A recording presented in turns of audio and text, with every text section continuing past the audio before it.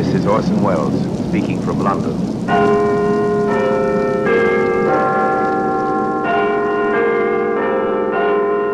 From the Black Museum. Here in the grim stone structure on the Thames, which houses Scotland Yard, is a warehouse of homicide, where everyday objects, a picture frame, a coat hanger, a file folder, a baby buggy, all are touched by murder.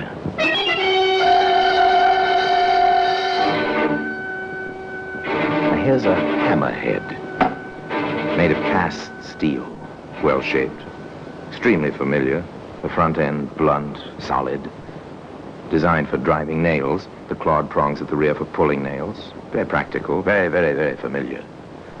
And so very, very, very lethal. Odd one, this, wasn't it, Inspector? Just a little extra patience, a little extra routine work, Cross. Well, that's one way to look at it, sir.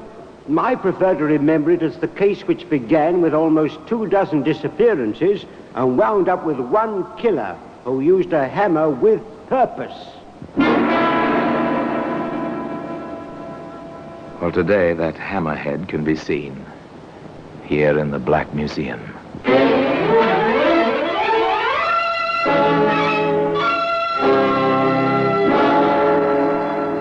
From the annals of the Criminal Investigation Department of the London Police, we bring you the dramatic stories of the crimes recorded by the objects in Scotland Yard's Gallery of Death, the Black Museum. In just a moment, you will hear The Black Museum, starring Orson Welles. Now, The Black Museum, starring Orson Welles.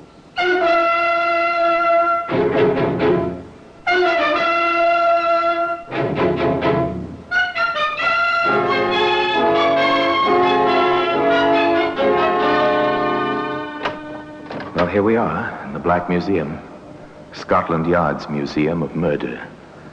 Beyond these walls, the Thames seethes with a commerce which is life to London. Within these walls, where some of the river's dampness exudes from vaulted stone, there is quiet, very sinister quiet, the kind of silence which inevitably surrounds objects touched by horror and fear. Yes, here lies death. Behind glass doors, peaceful, inanimate objects on deal tables. The authorities have provided suitable identification in labels and neatly lettered cards. The motives, actions, and the reasons why these objects rest here now were all provided by murderers. Here's a calendar, the usual 12-page printed piece with a picture of a pretty girl to decorate it. The holidays are marked, as usual, in red. One other day is marked as well, the day and date of a murder. Strangely, that red circle led to capture and conviction, of course, to execution. Ah, here we are. Here's the hammerhead I told you about. It's an efficient tool. It's hammerhead, type used by generations of carpenters, by millions everywhere for work around the house. Hardly a home is without one. And one would expect that a story involving such a tool would begin in somebody's home. On the contrary, this tale begins in the direct antithesis to a home. It begins in a London railroad station. Let me have my bag, will you? Yes, sir. Your check, please. Right you are. Thank you, sir. Here it is, sir. Hey, that's not my bag. Mine's a Gladstone. I'm sorry, sir. Just let me see the checks. Oh, What's wrong? Are you sick? no, sir. It's just my hand. You cut yourself? That's blood. Yes, I know. But it's not a cut, sir. It's from the bag. Well, open it, man. Don't stand there. Yes, sir. It doesn't seem like much of a lock on it, sir. Oh. What does one do now, sir? When you find part of a body in a valise, you call the police, of course. What else? Yes, please wait, yes, I'll call. Yes, call the police. Start the wheels moving, the wheels of police routine, which grind slowly but inevitably toward discovery. In this particular situation, the call led eventually to the office of Inspector Church at the yard. Information, Cross. The contents of that valise at Charing Cross belong to a torso found in Brighton. Another one in Brighton, sir? Number 23. 23 girls missing. Just unreported. Photos available, sir? In most cases. Here's the assembled composite of the latest. Pretty little thing to wind up so widely separated as London and Brighton. Here's the setup for now. I'm assigning a man individually to each case. Identify any found bodies, trace the known missing. I'm taking Daisy Baker myself. You'll take over here, and all the information will channel through you. Very well, sir. Why the Baker girl for yourself, sir? Oh, she is, or was, the common-law wife of Jamie Marsden. That one. You remember him? Oh, picked him up in his first conviction myself. Rather a long record, hasn't he, sir? All petty crimes, short sentences. In any case, the Baker woman's been reported missing by her sister. It might be worth a trip to see the sister. Her name is Crandall, Ruth Crandall. Before I drop in Marsden, I think I'll visit the lady. A routine call to inquire the reasons for a woman's worry about her missing sister. Inspector Church found Ruth Crandall at home. So, when I planned to go down to stay with Daisy, well, to see her anyway, and the wire came, well, you see how it is, Inspector. May I see the wire, Mrs. Crandall? Yes, I have it just here, in the desk. Yes, here it is. I see. Going abroad. Good job. Sail Sunday. Will write. It doesn't tell us very much, does it? Well, I tried to call. Her husband, well, he wasn't very cooperative. He said she'd upped and packed her things and told him she was bound for Paris for a dancing job. Oh, Miss Baker is a dancer? That's how it was she was living in Brighton. She was in some show down there. And you feel something is wrong? Definitely. I don't know exactly why, but... Well, you see, the wire doesn't even say love. And that makes it seem strange, too, doesn't it, Inspector? Perhaps, Mrs. Crandall. And you've no other information, nothing you can put your finger on? No. Except, of course, that I haven't heard from Daisy since the wire came.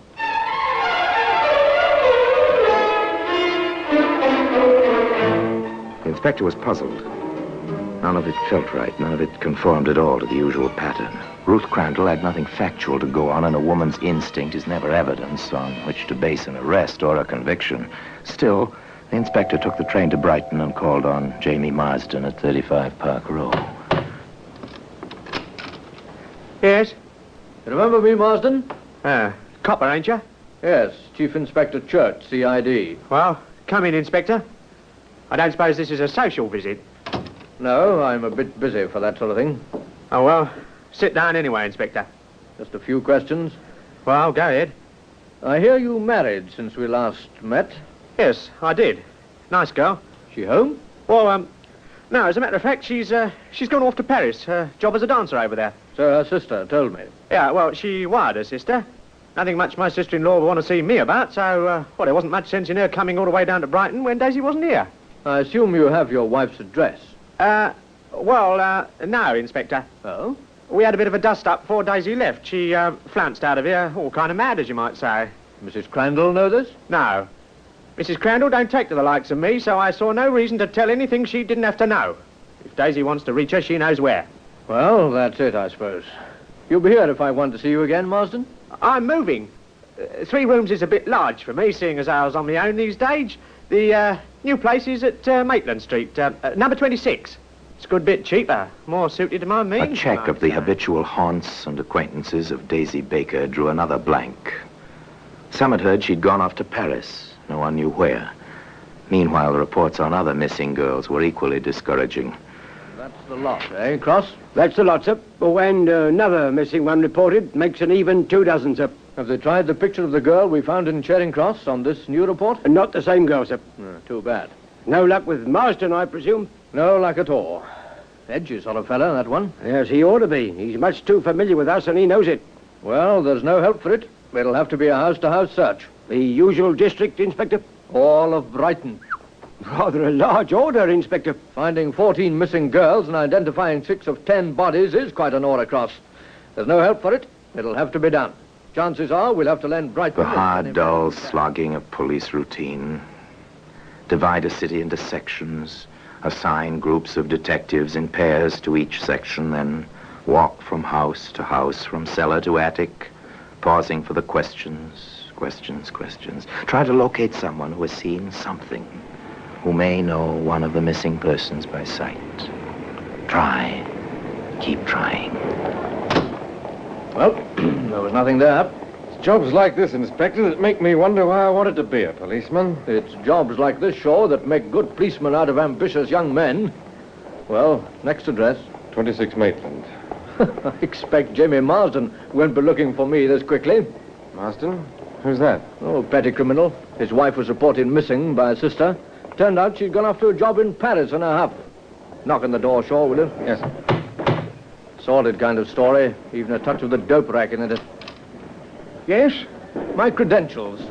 CID. Also a search warrant. Well, your men certainly didn't waste any time. The police come in. Waste any time? Yeah, I called the police about 5 minutes ago. They said they'd send someone over. Are you the landlord? I am, Inspector. Well, we're here on the matter of our own. However, what's the trouble? Notice anything, sir? I do. How about you, Shaw? Yes, sir, I do. It's from this room. The tenant is out just now. Left his door locked. Name of Marsden. Well, is that so? Just as well we have the search warrant. Try your shoulder on that door, Shaw. Yes, sir. Oh, We've never had anything like this before, sir. there's nothing much here unless it's on the walls. There's a trunk in the closet, sir. Drag it out. Cut those cords. Yes, sir. Good Lord. May I stay outside, Inspector? Yes, of course.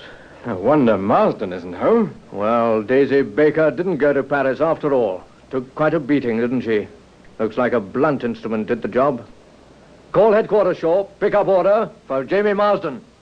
Well, today, that Hammerhead can be seen here in the Black Museum.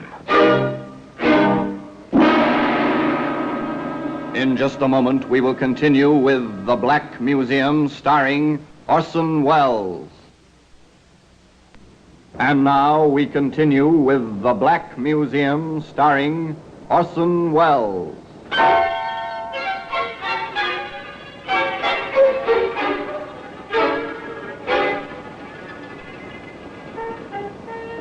The wires were alive with a search for Jamie Marsden. Somewhere in England, the little petty thief was hiding. And sometime he would be found. According to Chief Inspector Church, The man almost undoubtedly killed Daisy Baker. And there's no question that he had her body in that trunk, moving it with him. an inquiry into the whereabouts of missing girls had blossomed into a full hunt for a murderer. The premises at 26 Maitland Street, Brighton, were given a thorough going over. Detective Shaw reported, Nothing, sir. Not a trace of anything except that trunk and the body. to which Inspector Church replied, Very well. Now give the same treatment to 35 Park Row. There, the young detective reported, In the backyard, sir, in a pile of junk, we found a hammerhead. It's been given to pathology, Inspector. There are stains on it. They might be blood, sir. and as Inspector Church said to his deputy, Inspector Cross, some 48 hours later, Pathology report, Cross. That hammerhead did the job. The stains of blood and the type conform. Good enough, sir. Not quite. Good enough. The handle is gone. There's no proof who used the hammer. And pathology also reports that the autopsy shows enough morphine in the Baker woman's body to establish unconsciousness before death, if not death itself. Any record of dope handling in Marsden dossier, sir? Nope. We haven't been able to tie him into that yet. Well, we'll see after we find the gentleman in question. Meanwhile, have them get me Brighton on the wire. I have a routine job for Detective Shaw. Too many loose ends in this one. the call was made to Detective Shaw in Brighton. Armed with a postcard, a file number, and a hand-lettered menu, Detective Shaw invaded a certain telegraph office in Brighton. Yes, I'm always glad to cooperate with the police, sir.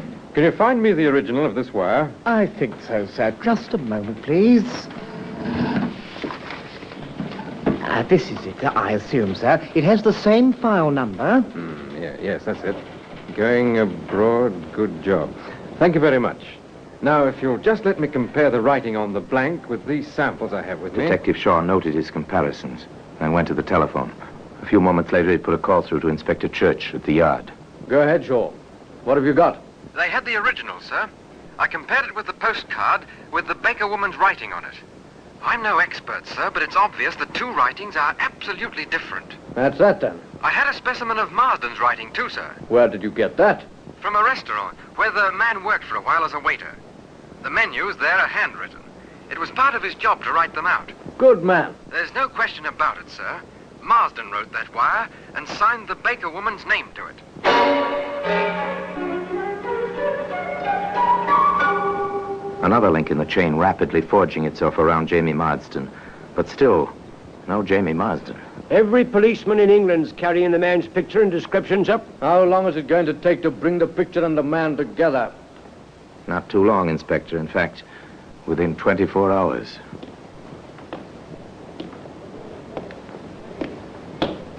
Here, you. Just a minute. You want me, Constable? Stand over there, in the street light. Very well. No weapons. Now, why should I be carrying a weapon, Constable? I'm just an ordinary citizen. Let's have a close look at you. Yes, I'm sure of it. You'll have to come along to the station house. You're being taken in charge. What for? You're Jamie Marsden, unless I miss my guess by a mile. Don't you know there's an all stations broadcast out for you? You're the most wanted man in England this minute. That was in Manchester. Very shortly thereafter, Jamie Marsden faced Inspector Church and Deputy Inspector Cross in their office at the yard. All right, Marsden, let's hear it. All of it. I didn't kill her, Inspector. I didn't kill her. But you knew she was dead. Well, if you mean, did I put her in the trunk? I did. But you didn't kill her. No, sir.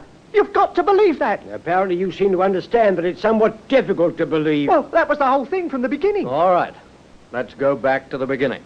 Well, me and Daisy got together down in Brighton about a year ago. How? Oh, she was dancing in a coot show and I was barking a booth a little way up the sidewalk. Well, sort of got into the habit of meeting her after closing time. Then, well, we reckoned that two can live as cheaply as one, so, well, we put in together and started housekeeping. Were you pushing any of the stuff her way? I didn't know she was on the stuff. No, not for months. Inspector, you've got to believe it. Yes, it seems that a lot of things we've got to believe. You heard, Cross, Marsden. I'm, shall I say, skeptical, too. Keep talking. I'm honest with you, sir, I am. Keep talking. Well, Daisy's sister came to visit. We didn't get along. If I'd have killed anyone, it'd have been that sister. What she came for except to be nasty and snoop, I don't know. Back to the story, Marsden. Yeah, all right, sir. Well, like I was saying, we got together and everything was fine. Oh, we had a couple of fights, but, nothing much. Then Daisy said as our sister was coming down again. I got real mad. I slammed the door. You didn't slam Daisy. I may have cuffed her a bit, sir. Nothing serious. Anyways, I went out, and I stayed out for a couple of hours. I come back, and the place was awful quiet, and I thought, well, maybe Daisy had gone out or taken a shot or two or something. I walked into the bedroom. That was at 35, where we had the 3 rooms. You walked into the bedroom and let her have it, right, Marsden? No, sir, wrong. She'd had it. Oh, it was awful, Inspector. She was real bashed up, she was. Well, why didn't you call the police? Me? With my record? Who'd have believed I didn't do it? You don't believe me now. I never killed nobody, just been put away for small things, but I got a record. Nobody had listened, I reckon, so I got real scared. I did the first thing that entered my head. Which was, Marsden? I got an old trunk and I stuffed her in it, and then I took the sheets and all down to the cellar and I stuffed them in the furnace. Well, the rest you know, Inspector, and that's the truth, so help me. What did you do with the hammer, Marsden? Hammer? Oh, what hammer, Inspector? The one you bashed her with, Marsden, the hammer that killed her. I don't know about no hammer. I didn't kill her, nor nobody. I didn't kill her, Inspector, and that's the truth.